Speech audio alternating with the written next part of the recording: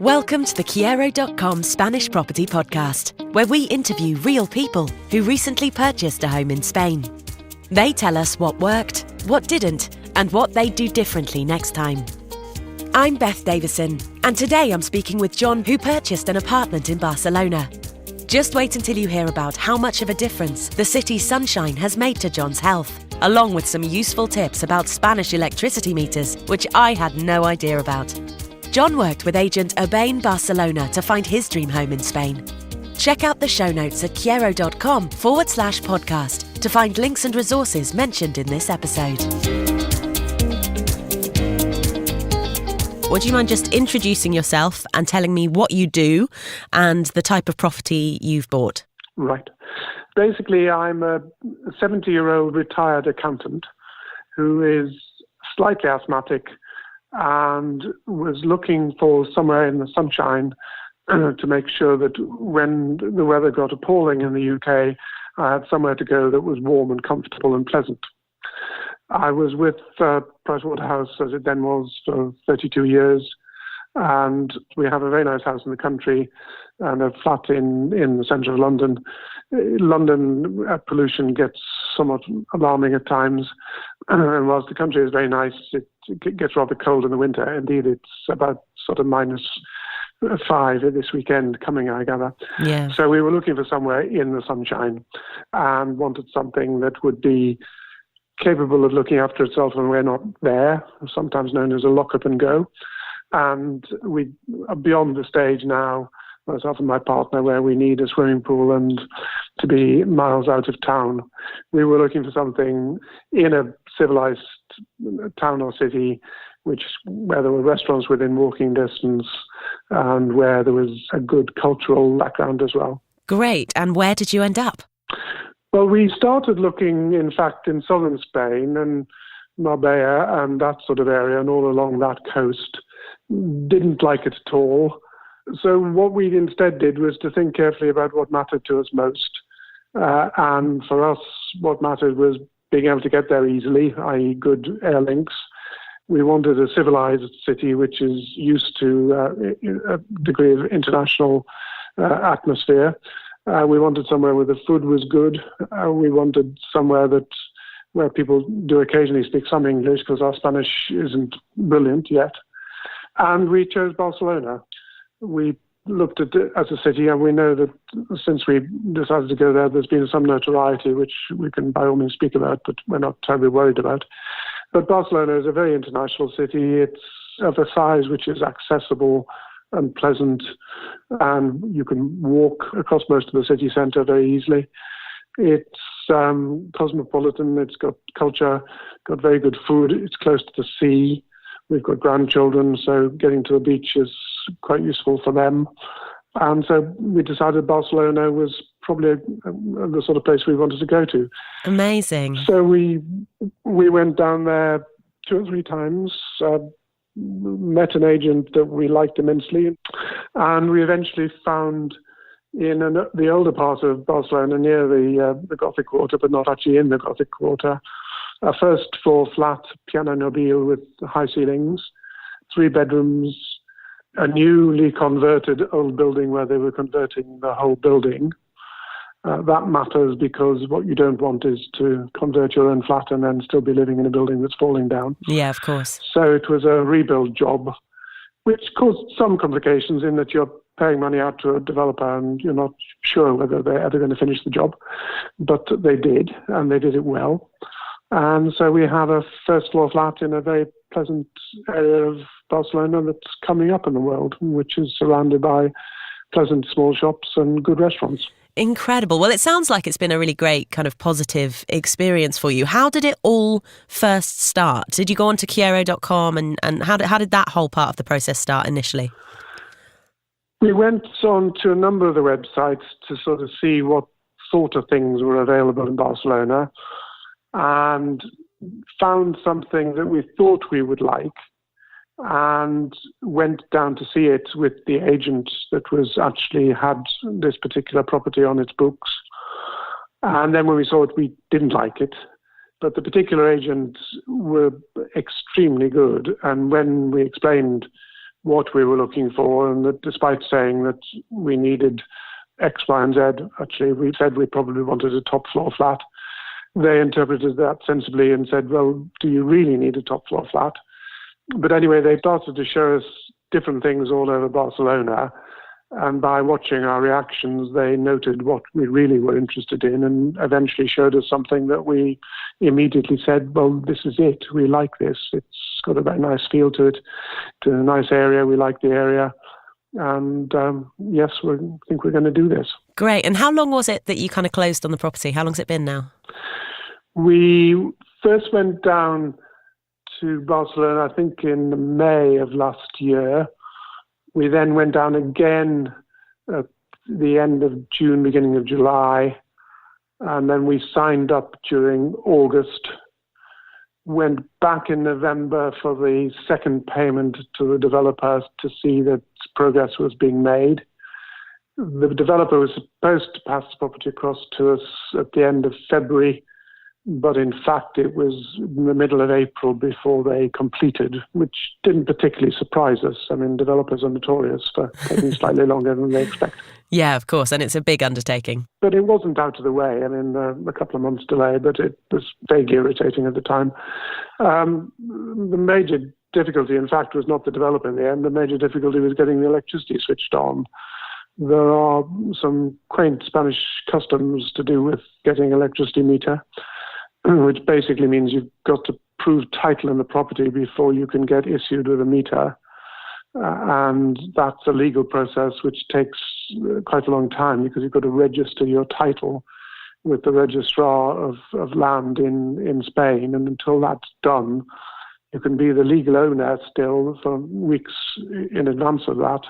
But until your title is registered on the Spanish registry, you can't get an electricity meter. Interesting. So that's something that I would know nothing about. Did you know this going in?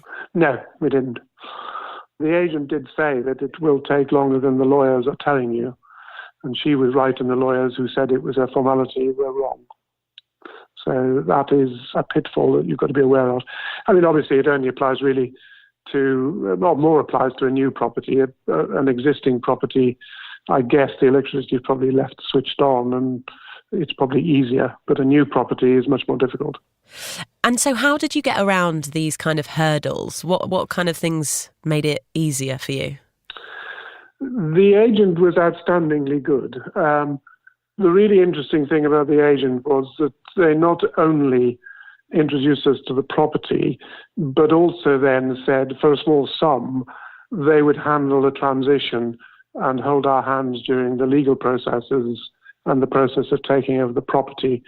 And that was money terribly well spent because, you know, you're dealing sometimes in a foreign language, you've got different law, you've got different customs, you've got different issues that are going to emerge which you don't even know about and anticipate because they're completely different to your home experience.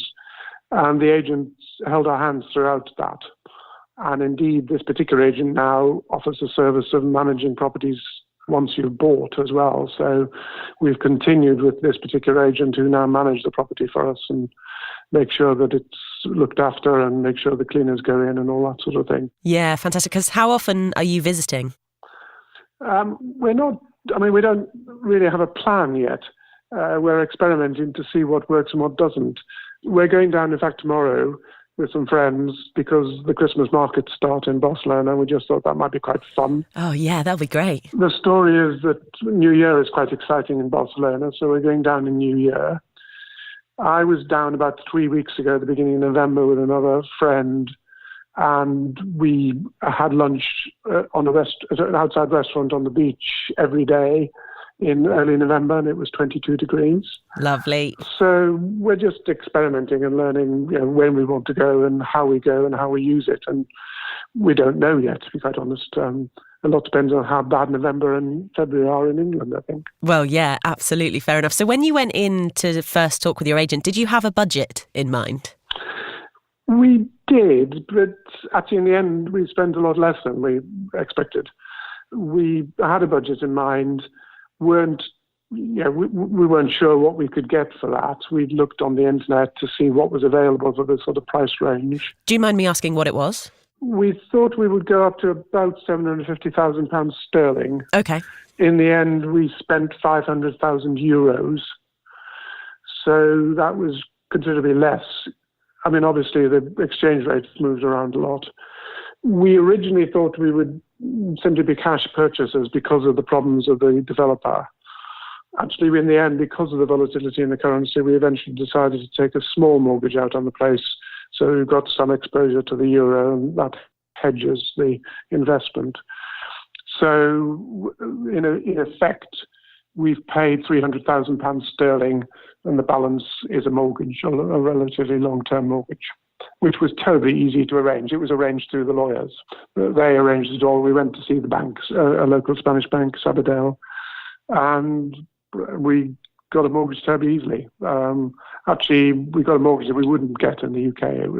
It's a 20-year mortgage, which is almost unheard of in the UK. And so you mentioned kind of the difficulties of the language barriers and the different taxes and the different legality in Spain. And then on top of that, you've got mortgages, which are different there.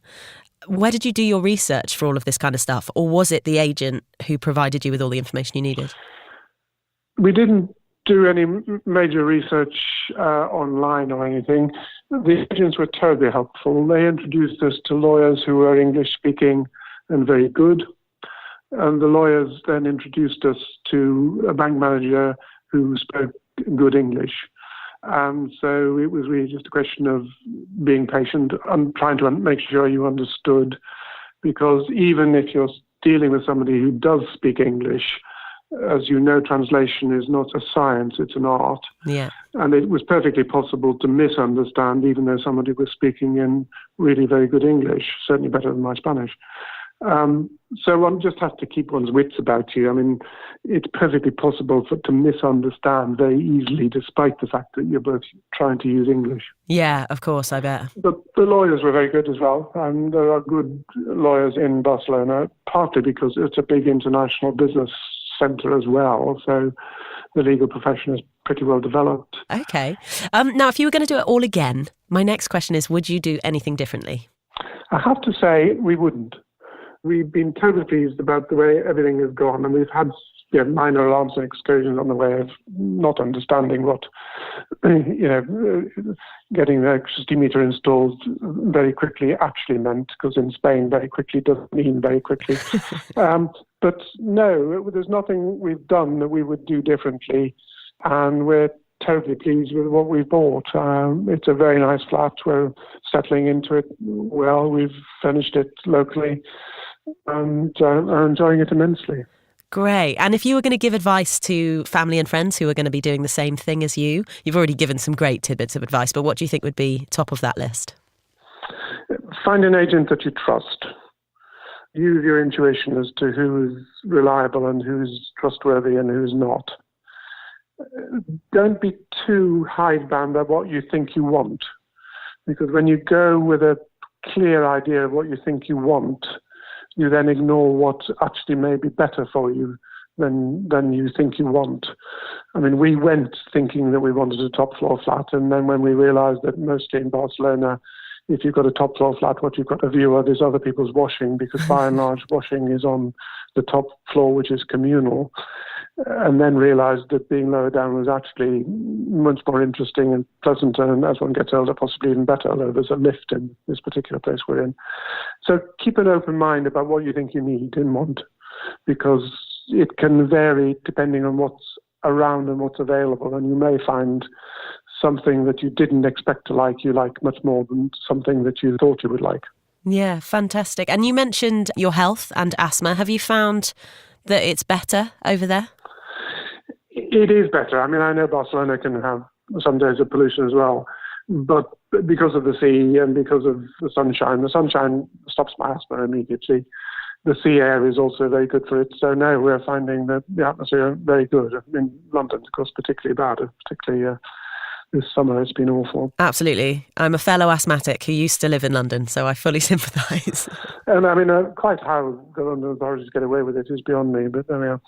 But no, Barcelona we find very good. And even if, on a day that there's heavy cloud and there's some problems, you can easily drive up into the hills, which are close behind, or further down the coast and get away from it. And the train service down the coast of Catalonia is very good. And we're just experimenting and learning, how to live there. And it's a great city there. Very, very nice city. Yeah, no, it is. It's fantastic. My parents actually have a place in Catalonia as well, and I just love it. But it has been on the news a lot lately. You mentioned that early on, but has that fazed you at all? No, I mean, what the ISIS attack, frankly, any city in the world is capable of being attacked, isn't it, by ISIS? And we sort of take the view, touch wood, that the fact that it's been done means it's sort of exempt for the future, and the places that haven't been done are the ones that you should worry about. But, I was working in London when the IRA were bombing us, and it was a matter of honour that you ignore it and get on with your life. You can't worry about it all the time. So that hasn't fazed us in the slightest. It was distressing and depressing, and one feels for the people who are involved, but that hasn't put us off at all. Right. It's part of city living. The recent election issues, interesting. I mean, one talks to people in Barcelona, and only 40% of the population of Barcelona speak Catalan. The general view is that when this next election occurs, the probability is that the people who want to remain in Spain will win. The government obviously mishandled the situation from Madrid and went in too heavy-handed and should have just allowed them to have their election and say, well, it's irrelevant because it was illegal. It is a fascinating culture. They have such a kind of independence, Catalan in general. I always find it really fascinating. Is it that part? Do you enjoy that part of the culture and that part of the kind of politics?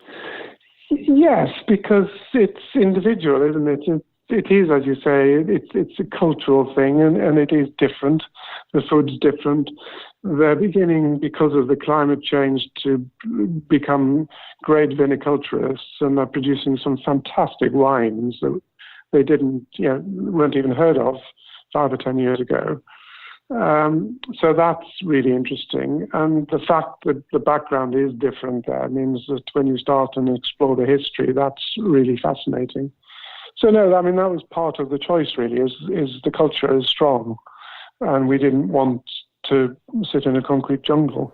Yeah, absolutely. Well, my last question is, what do you love most about the city that you've bought in? I suppose the thing that comes immediately to mind is, it's going to sound like a musical, the street where we live. It's a very narrow street with trees going along the side, and it sort of reminds you of what Paris was like 50 years ago. And it's got a lot of very small shops. So where we are, there's no chains of retailers. There are small local shops. There's local bakeries. There's local cheese shops. There's local shoe shops. There's a Chinese hardware shop. So there's the street itself, which is small and slightly romantic. The shops, which are delightful, and it's like going back 30, 40 years, and I hope that survives the gentrification that to a certain extent is going on. There's that. There's the food, which is very different and absolutely wonderful because they experiment, and there's a lot of fusion cooking going on with some influences from Islamic culture and some influences from small influence from France, but it's mainly Spanish derivative and Mediterranean derivative. And incidentally, one of the reasons why we left France was we got pig sick of French cooking. It may be true that if you go into a Michelin star restaurant in Paris, you get very good food, but in the smaller towns in France, you get dreadful food. Right, okay. The markets in France can be wonderful, but they're even better in Spain because the climate is even warmer. But the cooking in France is appalling. It's stuck in a 50 years ago tradition. You can't get a decent salad and you can't get decent vegetables. The cooking in Barcelona is wonderful. The produce in the markets is wonderful. There's great fish. There's great fruit and vegetables. There's great cheese. There's fantastic wine and fantastic bread. I mean, what more do you want? Sounds like that is everything one would need. Well, listen, that is great. Thank you so much for chatting to me today. Thank you for listening. And thanks to John for sharing his experiences, and to Urbane Barcelona for their help to make this episode possible. I particularly like how much John benefited from viewings, as he completely changed his mind about the top floor apartment. And of course, the good news that some sunshine has really helped his asthma. If you've liked what you've heard, you can search this agent's properties and more on Kyero.com. Don't forget to subscribe to the podcast so you never miss an episode. This podcast is produced by Kyero.com, and our mission is to connect you with estate agents and properties throughout Spain. Whether your dream home is a rustic farmhouse surrounded by olive groves or a lock-up-and-leave apartment on the seafront, you'll find everything you need at Kyero.com. If you've enjoyed this episode, we'd really appreciate your 5-star rating on iTunes. It helps us reach and connect more people with their dream home in Spain. And whenever you're ready, here are 4 ways we can help you. Ask a question by emailing podcasts@Kyero.com. We'll try and answer them all in an upcoming Q&A episode. Get a location guide by emailing podcasts@Kyero.com. We'll reply with the latest data and information on the areas you're interested in. Calculate your budget. Simply visit Kyero.com/budget. Enter 2 numbers and you're done. Be our guest. If you've already purchased your home in Spain, we would love for you to share your story on the podcast. Just email podcasts@Kyero.com and we'll take it from there. Tune in next week when I speak with Jill and Ray from Stalybridge in Cheshire. They purchased a 3-bedroom townhouse at La Fuente Commercial Centre, Alicante, and they say that bravery is key. And I can't wait to tell you about how their experience has led to a whole host of new international friends. I'm Beth Davison, and you've been listening to the Kyero.com Spanish Property Podcast. I'll see you next week.